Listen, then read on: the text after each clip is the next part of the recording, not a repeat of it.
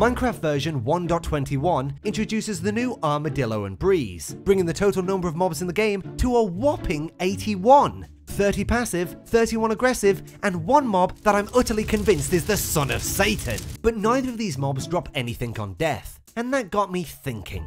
Over the last 5 years of Minecraft, the game has received, count 'em, 8 whole content updates, totaling an addition of 28 new mobs. However, a growing feeling I've garnered in the direction of the game is the lack of useful mob drops for new creatures. It seems like whenever a new mob is added, Mojang is very adamant to discourage players from using it as a source of loot, usually by simply making it not drop any loot at all, meaning the only reason left to kill an axolotl would be your own sick pleasure. And boy, do they make a funny sound in lava. Of course, this is just a suspicion on my end, so I went through the last 5 years of content updates and laid out the facts to see if this is an observable trend, and the results seem to suggest that this is relatively quite a recent direction for the game. Ocean Aquatic in 2018 added 8 new mobs, all of which had an item drop of various usefulness. On one end you had the Drowned, which had the potential to drop the unique Trident weapon, coming with new movement and combat applications. And on the other end you had the Panda, which at best could only potentially drop a stick of bamboo, a certifiable mounds bar of a reward. But to be fair, conquering a Drowned wielding a trident should probably reward the player more than just straight up murdering a defenseless panda just trying to chill and enjoy his Sunday. But the point is, every mob dropped something, even if it was small. This continued in 1.14 and 1.16 too. Ravengers drop saddles, Hoglins drop pork and leather, hell, even Striders drop string, which I had absolutely no idea about until I was researching this video. I know, string. I don't know where they're keeping it, unless they're wearing some fresh Nikes underneath the lava. But of course, not every mob needs to drop loot. Dogs have been in the game for over a decade and have never dropped anything, though part of me wishes Mojang would add something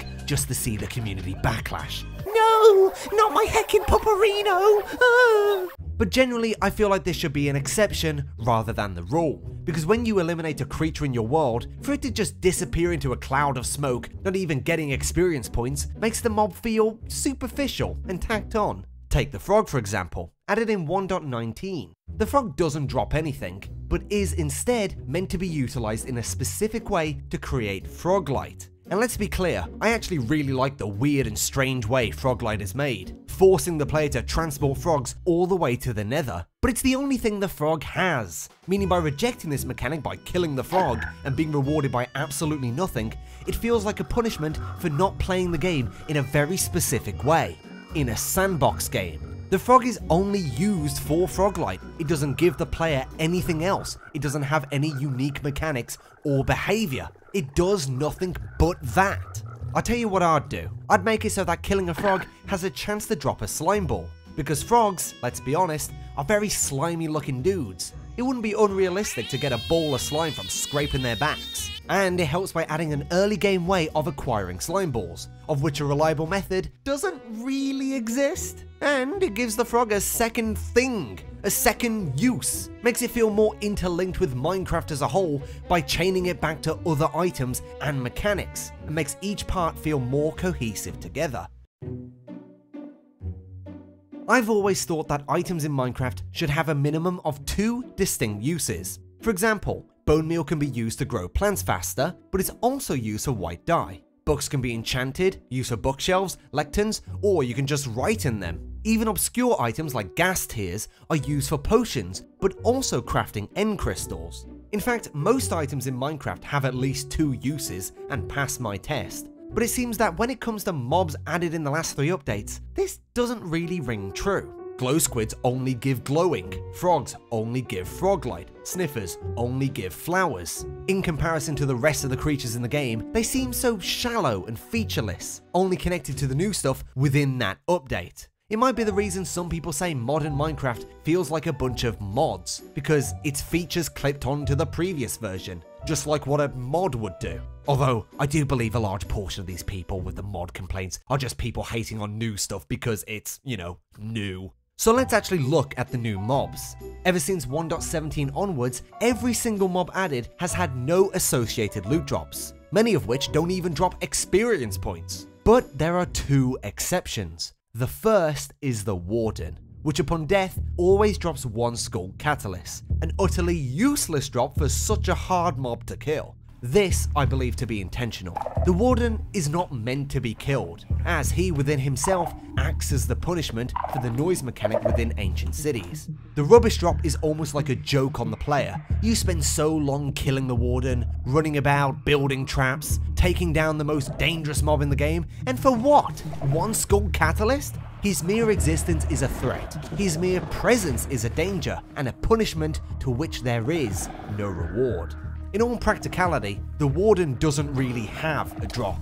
The one it does have is merely a signifier that he doesn't drop anything good, so you know, don't fight him, you're better off running. So what that leaves us with is the other mob, that damn glow squid. We can never truly escape that one mob though, can we? And the glow squid drops glow ink sacs. Now I do like glow ink sacs, I think they're a great addition, but that was the last mob to drop anything at all, and that was added over 3 years ago.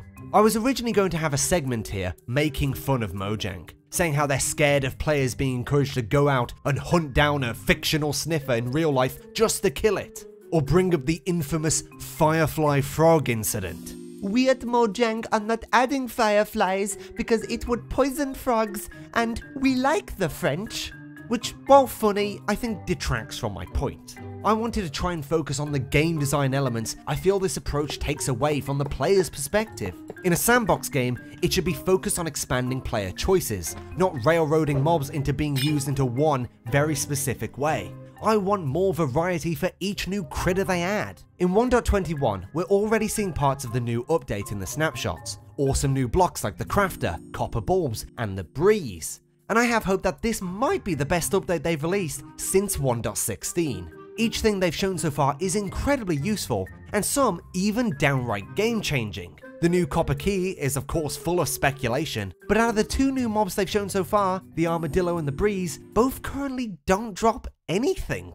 It's more of the same. And adding on to what I said earlier, the new Scoot item from the Armadillo is only used so far to craft wolf armor, a pointless middleman item. And for some reason his name's Scoot, yet is entirely different from Turtle Scoot, which is called the very same thing. Like, why have both? Turtle Scoot was already a very rarely used and niche item, and now we have an entirely different version of Scoot for just one specific purpose. It's just kind of ridiculous. Now I don't want to be too critical of 1.21, as it is literally still in development, but think about it. The average player will probably only craft 1, maybe 2 pieces of dog armor in their playthrough, and then the Armadillo is literally worthless. It provides nothing else. Here are some fun facts for you, by the way. When goats were originally added in Bedrock, they dropped mutton, but that was removed. Just like sniffers, when they were originally added, they dropped moss blocks, but that was also removed. This is perfectly in line with the kind of drops we would have gotten a couple years ago back in the aquatic update, but these drops were presumably removed to not offend. But my question is, at what gameplay cost? Is being so scared of giving players the option to kill animals really worth the gameplay compromise? I really hate to end stuff on a negative note, and I certainly don't want to be like one of those channels that endlessly decry how Minecraft is dead and was so much better years ago, as I disagree. I think Minecraft has never been better. It's still my favorite game of all time. But because I love this game so much, I want it to be the best I feel it can be. And sometimes to be its best, I think Minecraft should let me cave in the skull of an axolotl and drink its brains.